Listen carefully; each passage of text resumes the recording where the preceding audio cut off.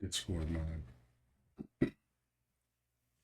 Maybe we'll get into that after this. There could have been greater. Let's see what happened with David. Rid of her, and it's scary, sadistic stuff. Big news on the David Celeste Rivas Hernandez case. We now know who the private investigator is that was hired by the Hollywood Hills landlord. How do they know? That David had been How does he know?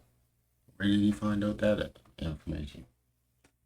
staying at, right by where the Tesla was found with Celeste's body inside. Well, we just sat down with this investigator himself, Steve Fisher, about what he has learned so far. What's Steve Fisher? Back next, let me tell you, it is shocking. Welcome to Sidebar, presented by Law and Crime. I'm Jesse Weber. Hey, real quick, everybody, this is another law and crime legal alert. There are allegations right now claiming that online apps like DraftKings and ESPN Bet and BetMGM and Bet365 and Fanatics Sportsbook and Caesars Sportsbook, that they are engineered for addiction. These multi-billion-dollar companies allegedly continue to put profit over safety. Every small payout, free bet, boosted parlay, that can trigger a dopamine rush that creates dependency and a destructive habit. They can keep users hooked and trap people in a All right, man. online game. Financial hardship. Sidebar to take a short quiz. Wood Hills landlord. All right, so you remember that we told you that the Hollywood Hills landlord, the property manager for that property that David, the singer, had been staying at, that property owner, that landlord, had hired a private investigator to look into the... I just want to say, this is already weird that this David fella is with this little girl. All this is weird. It's all strange. Shouldn't be going on. I don't know what's up with this. He should be in jail, regardless. Death of 14-year-old Celeste Rivas Hernandez, the teen found dismembered in David's abandoned Tesla that was nearby. Well, not only do we know who this private investigator is, but I just interviewed him. Yeah, you're going to see him on this episode, and I'm recording this introduction after I interviewed him, and let me just say, he reveals a lot, okay? A lot. Now, this may not provide all the answers, but I will tell you, if you are listening to what he has to say, you're starting to get a better picture of a lot of things, okay? So this PI himself, Steve Fisher, will play that interview in a minute. Now, quick refresher. So police raided this $3.64 million home, which David had reportedly been paying tens of thousands of dollars in rent. We know that Celeste's body was found in the trunk of his impounded Tesla back in September, that the Tesla was near this property. And to be clear, since then, there's been no suspects that have been named, no persons of interest, no arrests. David has canceled his tour. He's moved out of that mansion. He has transferred properties that he owned in Texas to his mother. The whole thing has been a lot of unanswered questions. And that is where this LA landlord, apologies if I'm mispronouncing the name here, Malden Truvanovich, stepped in. He wasn't content to sit back and just wait for the LAPD, so he brought in his own private investigator to start digging, to get some more answers. We've talked about that in a previous episode, but now we actually know who that investigator is, Steve Fisher. I'm going to play you that interview. It is something, but let me just say real quick, pin down exactly what this case is about. This all started on September 8th when LAPD officers were called to a tow yard on Mansfield Avenue in Hollywood after workers noticed this foul odor coming from a Tesla that had been sitting there. That car was registered to 20-year-old singer David, real name David Anthony Burke, the Houston-born artist behind the hit Romantic Homicide. That Tesla had been abandoned near the Hollywood Hills rental property, towed away, and was just sitting there. And when officers opened the front trunk, they found something horrific. Human remains wrapped in plastic. And a few days later, it was confirmed that that body belonged to 14-year-old Celeste Rivas Hernandez, a teen runaway who had been missing from Lake Elsinore since April of 2024. Her remains were decomposed, suggesting that she had been in that car for weeks. The cause of death is still officially deferred. Now, she might not have been in that car for weeks, so. Because this is LA. This is LA. We have to remember that. It's hot there all the time. I'm like peeking. So, but yeah, it's hot there all the time. Who knows? Who knows, right? We don't know. So, I don't know. It's all strange. Sad too. RIP to this young lady. Now, while David is not being considered Young physically girl. officially She was a as girl. suspect She was for any 15. further interest. The She internet just turned started 15. connecting She was dots found 3 days after and her alleged 15th dots birthday. between David and Celeste. Screenshots from Discord chats, live stream clips, old photos started circulating, all suggesting that they had been in contact. Maybe they were even in some kind of relationship. TMZ had reported those that were close to David thought that Celeste was 19 years old, that maybe there was a relationship going on, and fans have pointed out that both she and David had that same small shh tattoo. Now Rihanna has this tattoo too, so this I don't believe means anything. I don't believe that means anything. They could have been copying Rihanna, right? On their fingers. And if that wasn't eerie enough, David has this unreleased song with Celeste in the title that's been reported. Everything has unraveled for David since the discovery. There's been a canceled tour date, pause on promotions for his upcoming album, drop brand deals, and while all of this is Hang David. David needs to be hung. happening, David has been making some major legal and financial moves. He's retained Blair Burke, the powerhouse Hollywood defense attorney who's represented people like Harvey Weinstein. David transferred the deeds to two Texas Why did they say Harvey Weinstein and show CeeLo Green? properties to his mother right after one of those houses was apparently swatted. This false reporting of a shooting and a dead body there. But now let's get to it. Okay, let's circle back to that Hollywood Hills rental property, how a private investigator, a PI, even got involved in this case. So according to LA Magazine, police had executed a search warrant on that property back on September 17th. So since David had been renting it for reportedly about $20,000 a month, a home that was owned by a man named Malden Trifonich. And officers reportedly collected electronics, computers. They searched the drains for traces of blood or tissue. At least that's the reporting from TMZ. Can't officially confirm that. But this homeowner had said that after he'd heard almost nothing from the LAPD about what they found, he was frustrated. And that is when he made his move and hired his own PI.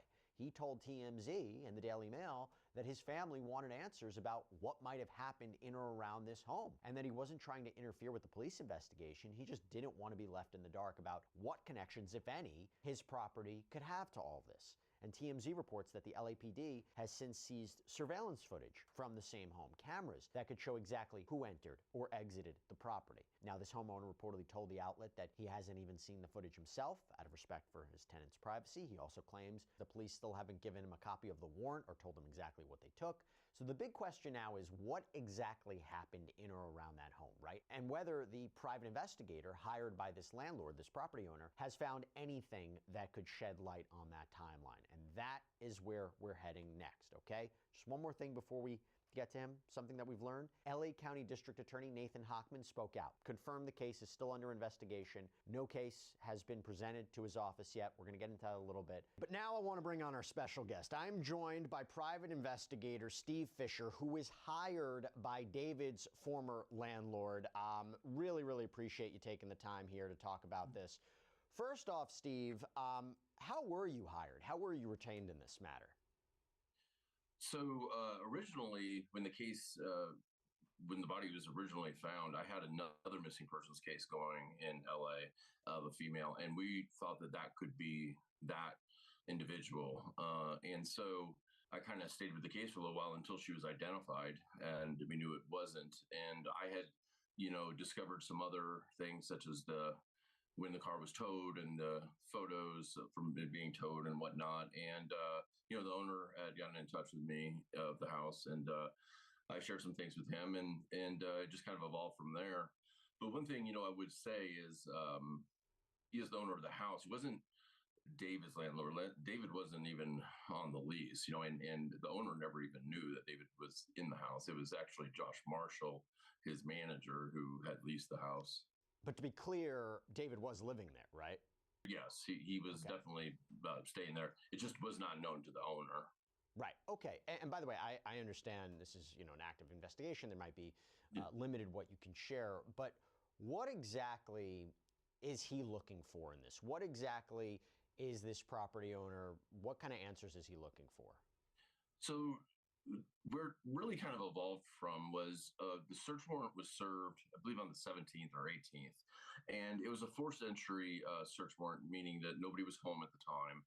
And they did not leave a copy of the warrant or of the return, the inventory list of the items that they took from the house, and it was really kind of born out of that. I was not officially retained at that time, but I helped him try to obtain that, and we told robbery homicide, hey, listen, no warrant was left behind. David was out on tour. Josh Marshall lives out of state, we found out. So the owner had his representative go to the house immediately after he found out about this, and there was no warrant, no return. So he really just wants to understand what of his property could have been taken and what the status of that is. And then also, this is troublesome when you learn something like this. All of a sudden, you're thrown into this, and he feels absolutely horrible for Celeste's family. And he's like, if there's anything that involves in and around my house that could help, then I want to discover that. And I'll tell you that there have been things that we've learned and we've turned right over to LAPD, but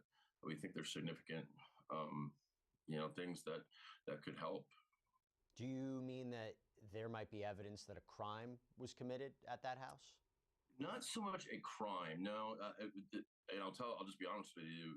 We don't have any evidence that anything happened to Celeste at that house, but there's definitely evidence that we've collected that helps the timeline. We now have a much better understanding of when that Tesla arrived at that final parking spot. I'll tell you, I do have surveillance from different houses in the neighborhood showing Tesla being moved. So things like that, and I'm not. When was it moved? What are we talking about? Why is he giving us the information? This. Not even saying that LAPD didn't have that. I'm sure they did, but we wanted to make sure. And we did some work and on the upresing the footage to find out who was driving the vehicle. And there are some other items that were found at the house that weren't taken during the search warrant. And search warrants are limited, right? They can't just go take everything. It's what the judge, and we don't know how broad that search warrant was because we haven't seen it, and that's what we'd like to see. But there were some things that were not taken into custody of LAPD that we think are significant, and including digital media and some other things that really help nail down timeline and things like that. And you handed that over to LAPD. There's other. We have literally the day that we the things that we've recovered, we've given to LAPD within 24 hours. Do you know who was driving that car, that Tesla? You don't have to tell me, but do you know the identity? Yeah, as far No, tell us. as going to the final, We want to know. that what we believe is the final parking spot where it was towed from. Yes. And that information's been communicated to law enforcement. So it's been given to law enforcement. They're not going to tell us if they're confirming if that's a person or not. Robbery homicide, the way they work is we'll take your information. We're not going to speak on it, so I don't know. But listen, it's very clear that that neighborhood is filled with surveillance cameras and the timelines. Once we learn those dates and we can see other things that were happening that were even public on Instagram and whatnot or going on in those people's lives, it makes a lot of sense. So let me ask you this. If you see when the car was parked there, have you seen anything to indicate that Celeste's body was transferred into that car after the car was parked there? Or in other words, do you believe that her body was in that car the minute it was parked in the location it was ultimately towed from? So I'll say I have no evidence of a body being transferred before or after. There's no evidence of that at all. What I will say, when it was moved to that position, it was already like that. So that car had not been used in a very long time. It was super dirty, caked on dirt. I'll tell you, this was in late July. So it's bizarre because we also got media that the car was used a lot. David even spoke about it in Instagram videos. He took it to a detail shop and stuff like that. And then all of a sudden, the very beginning of the year, that car, something happens, and the car's doesn't show up anymore. It's not used. It seems to disappear. And then that red Tesla learned, which we didn't know until the search warrant was served, that there's a red Tesla in the garage, which I can tell you was at least on February 1st. Yeah, let me just narrow down here. Do you have the precise date of when that car, the one with the Tesla, with Celeste's body inside, when it was left there? Do you know the specific date of when it was left in Hollywood Hills? I believe so. I believe it. July, late July, very late July. So one thing that we've heard, and this is something we've talked about, is the LAPD has seized footage from the rental property, multiple security cameras around the property. There are even reports of a smashed ring camera on the ground. Yeah. And according to TMZ, police seized all the footage from multiple security cameras at the house last month when they executed the search warrant. TMZ described that footage as a, quote, potential gold mine for investigators. And the question becomes, did you see anyone coming into or leaving that property after the Tesla was there? So after the Tesla with Celeste's body inside is there, can you tell us you saw people coming in and out of that property before the, let's say this, before the search warrant? No, not from the time that the Tesla was left. So from the time the Tesla was left there, he literally immediately started the tour. There was a tour bus that was leased, and I'll tell you that Tesla was moved, and literally a bus departed for tour. Okay. You talked about things that might have been taken from the house, things that you handed over to LAPD. Is there anything you can share with us about what that information may be? You know, one thing that you just brought up, and I guess which TMZ reported on, the security system. The house has got a very sophisticated security system, not just with cameras, but with sensors and all types of things. It all records to a DVR. And for privacy reasons, the owner, when he leased the house, said, you know, this is the system that's in the house and you can use whatever functions you want on it. That's not something that then the owner could access. So we don't know if the cameras were enabled or not enabled, but if they were, it wouldn't just be cameras. It would be, we'd know anytime anybody came and went from the house, anytime anybody opened a window, everything, if they kept it like it was. But we don't know. LAPD came in and took that whole DVR. They took the entire system, which you would expect. And I've talked to the security company that installed the system, and they've told me, you know, how it was set up. We think it was probably running because there's limited alerts that the security guy can see, which is stuff like if there's a major failure. And there was a low power failure warning that triggered right when they were executing the search warrant. And I think that's when they unplugged the system. So there's reason to believe that the system was running. Whether the cameras were covered or not, I don't know. I can tell you that some of the smoke sensors in the house were covered, and that's probably because maybe they were, I don't know what they were doing in the house. So the cameras might have been covered as well. During the course of your investigation so far, have you learned more information about Celeste and David, perhaps their connection, anything we should be thinking about that hasn't been publicly reported? Is your investigation also into them as well? Sure. Yeah. And, you know, one of the reasons that we kind of come public with what I'm doing is because, you know, I have a little bit different method of working than a lot of private investigators and then what people think is the proper way of doing it. I believe in this digital age, and when, especially the younger generation, when they're on places like Discord and you don't even know their real identities, you know, I put myself. You say Discord like that. Discord. Sound weird. It's Discord. Come on, bro. You're not that old. Out there, and those people do come to me, and a tremendous amount of people have come to me, and I've learned a lot. Now listen, a lot of it's circumstantial, right? But there are people that are directly in his orbit, and there are people that have photos and videos, and we've gotten a lot of photos and videos from inside the home itself. So we can put people at certain dates and times at the house, and there's a lot of them. It's in the thousands. Do you know if Celeste was ever at that property? So, you know, what we recovered, we don't have any of her at that property. We have pictures of her and that were taken by David, we assume, because it's not on a camera phone, but these photos are on a regular camera at different locations. And it really makes me think that it's likely she had another place she was staying. I can tell you that there was a lot of time spent towards downtown LA. And I'll say the last photo that we have of Celeste is Can you steal Teslas? I feel like Tesla's easy to steal. Are they hard to steal? Who knows? Like, what is he? January 2nd, 2025. Okay, now that's significant because we were wondering when, you know, she was last seen alive. There was that surveillance footage of her seemingly running away from her neighborhood. And that was September of 24, I believe. So yeah. We didn't have anything. We were like, where was this girl in 2025? But we do have a photo of her on July 2nd, early in the morning, July 2nd, 2025. Has anyone, and just to be clear, you don't know more information about when she died, right? No. I don't have any information of how she died, when exactly she died. Listen, investigations are always moving, and right now I tend to believe it happened a while ago, a long time ago. And I think January, February, things change. I mean, you can see it in the photos and everything. And I also think when I first started looking at this case, I'm very much an Occam's razor type of person, where I think things are a lot easier than people try to make them sometimes, especially online, into these big things. And I thought this was going to be a tragic overdose, which it very well still could be. And they made a bad decision because they didn't want to expose a potential relationship and put her in this Tesla, and then maybe he thought he could get somebody to get rid of that car, and they were just like, no, I'm not doing it, and just got left there.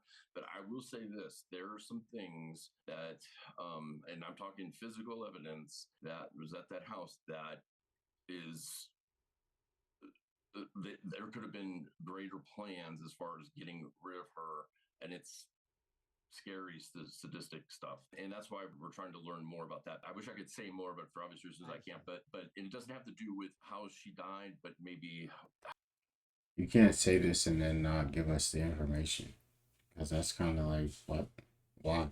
Why even say that? how they were planning on ultimately getting rid of her, and how maybe that Tesla was just a holding spot at the time, and things just, their timing was just off as far as getting this done. But there's a few things that were just like, will blow your mind. Has anyone from David's team, management, legal, anybody reached out to you or your client? I know that my client's been in touch with his manager, but only for the purpose of the lease, because they did ask to terminate the lease. And I believe the other manager that technically was the owner of the red Tesla, I think, was in touch with him just because they needed access to the house to get that vehicle and stuff out. Because that's another thing that they could be key in this, is that there's only one key to that house, and who had that, and who had access to it, and who was in it. Because we also have evidence that while David was on tour at the time between the Tesla being found and the search warrant being served, David was on tour, but somebody was in that house. And there was actually a report made, not with police, but that homeowner association has a robust private security company, and we've gotten videos from them and reports. And so who had that key is probably the same person that had access to the Tesla. Do you know who that person is, and do you believe that is the person that moved the Tesla? So I believe I definitely know who moved that Tesla in that late July before they went on tour. I can't say who the person, and I don't mean I can't say but I don't know who exactly was in that house, because it's just a report, but there's video, but you can't make a person out. But somebody was in the house, and being that there's only one key, it's like, okay, who had access at that time? So is it the same person that moved the Tesla? Was another last part of the plan about to go in motion as far as getting rid of her body? I don't know. Now, we heard this week from LA County District Attorney Nathan Hochman, and he actually addressed this case directly when a TMZ reporter caught up with him outside the DA's office. And regarding the status of the case, he said, quote, "It is currently under investigation. We don't discuss suspects or the points in a continuing investigation. When and if that case is presented to the DA's office and we make a decision on it, I'll make sure you're one of the first to know. A case has not been presented to our office for filing consideration." And just to underline that, a spokesperson for the DA's office confirmed to Complex that, yeah, no case has been presented for filing consideration. The LAPD also told the outlet that the county medical examiner still hasn't determined a cause or manner of death, saying, quote, "It remains unclear whether there is any criminal culpability beyond the concealment of her body." Now, Steve, you just told us a lot of information here. Are you surprised that we don't have a confirmed suspect from law enforcement or a person of interest, or even an arrest at this point? Or can you say, from what you're seeing, that makes sense, but Jesse, maybe be on the lookout for something soon? Yeah, I would say, Jesse, that makes sense, but maybe be on the lookout for something soon. Yeah, I've seen this in a lot of cases. It tells me, listen, I don't have any inside information on this. I'm just saying, from my opinion, that this means that during the examination, the autopsy examination, there was nothing very obvious, such as a crushed skull, bullet holes, anything like that. So they're waiting on toxicology to come back to make that final determination. Now, is the medical exam Bullet holes is crazy. in contact with the detective? I guess it's not really that crazy though, is it? I don't know. This whole thing's weird. Something strange is going on. if she did OD, why wouldn't you just call the ambulance? So, like, that's just the regular thing to do while she's ODing. Like, while people are ODing, you call the ambulance. If you don't have Narcan, whatever that stuff is. If you don't have that, why wouldn't you just do that? Why would you try to chop her up? Whatever else, like, I don't even know. Crazy. I hope there's never nothing ever like what what. Lucky I don't have a soundboard because I hit them gunshots. Because if that was my daughter, they would have had to cancel the store. I would have canceled the store. In between this time, are they absolutely? You know, do they have? I would have been at the tour date. Like, where is this next show at? Oh, okay. But preliminary determination, I'm sure they do. I'll be there.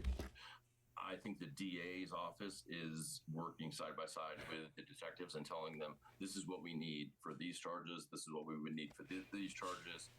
Can you get it or not get it? Listen, a crime 100% happened here. At minimum, it's the concealment of a body, right? So we know somebody did that. Hopefully, it's not, a mutilation. Hopefully, those initial reports were wrong about her being dismembered. But one thing I have to say, even though I talked about how we found some things that could have meant they had a really... She doesn't even look 19 in none of these pictures. So how would anyone believe that she was 19? Twisted plan. You guys are foolish. Just like they must have, all the people where R. Kelly must have thought all those girls were 19 too, right?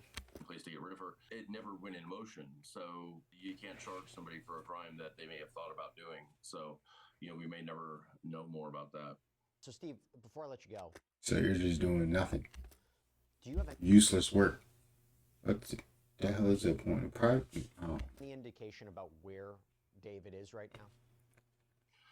I don't. I have no idea. And it's kind of bizarre because his group has stayed so silent. What's left of his group, I guess. And I'm not even sure the conversations. They're supposed to be doing right around on the internet like you. Saying a bunch of foolishness. It's a case. And he has a lawyer. His lawyer's telling him to shut the hell up. Don't say nothing. Don't talk about the girl. Don't say nothing. Disappear. And that's exactly what it is. It's the smartest thing to do. That the owner did have with his management in breaking that lease. I'm not even 100% sure his management knows at this time where he's at. I think his attorney might be the only one, and his parents. Steve Fisher, really appreciate you taking the time. Thank you so much for providing a little bit more insight into what's going on right now. Thanks for having me on. And that is all we have for you right now here on Sidebar. Everybody, thank you so much for joining us. And as always, please subscribe. Well, that was that reaction. David. I think David. Scoundrel. Dirty, rotten scoundrel. At least he was sleeping. Even if he didn't kill the girl, at least he was sleeping with a 15-year-old. He was in a relationship with a 15-year-old. That alone. That alone. Alright. Like, comment, subscribe. There'll be more reactions coming soon.